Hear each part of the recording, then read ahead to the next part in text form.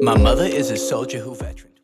Greetings and welcome. To begin with myself, today we're going to be diving into the two powerful topics of building confidence and resilience so that you can navigate all the challenges of life as a resilient and thriving mother.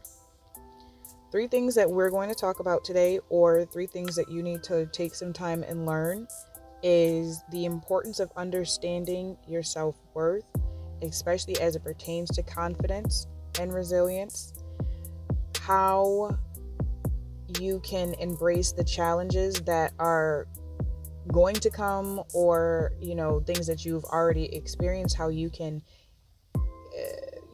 feel better about them, and some practical techniques for you to be positive and navigate life.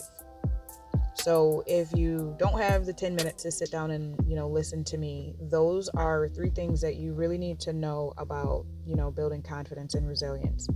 And why you need to build confidence and resilience is so that you can navigate life and its uncertainties, because the only thing that is certain is uncertainties.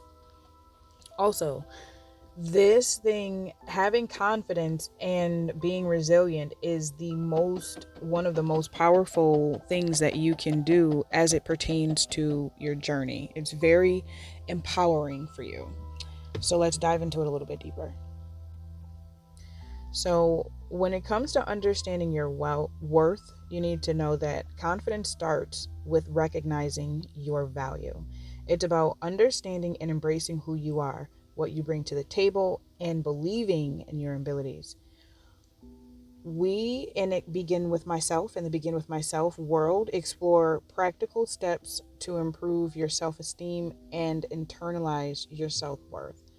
So for me, understanding my self-worth was actually assigning value to myself, like as an employee, as a person, like as a sexual partner, I guess, but as a person in general.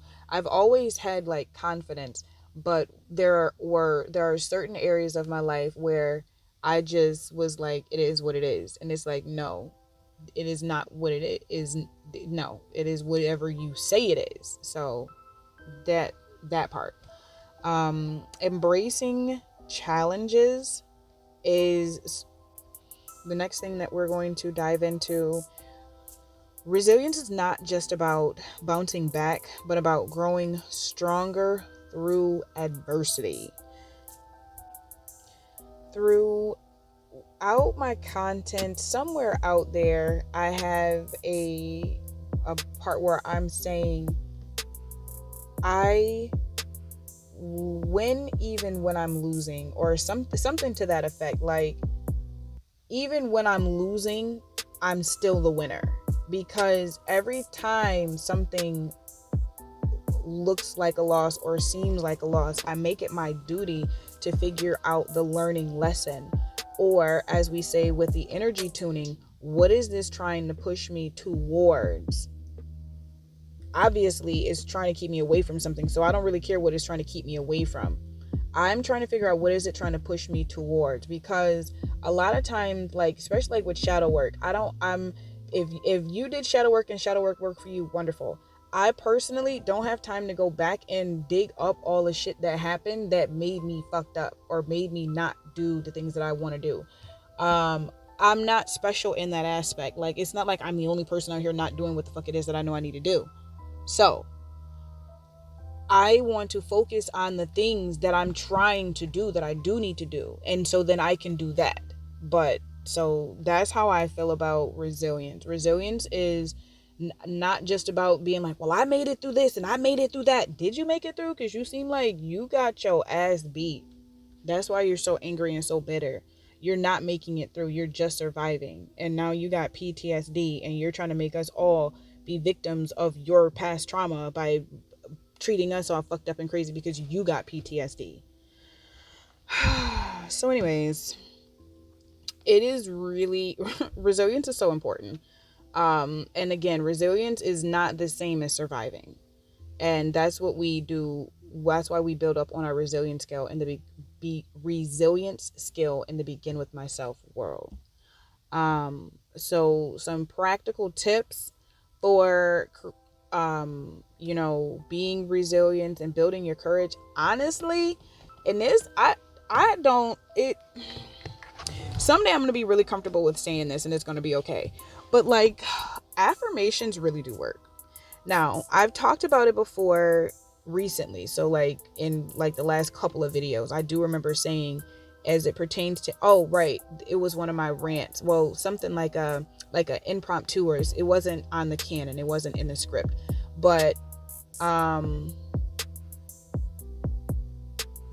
what was okay, so yeah, your affirmations really help you create your,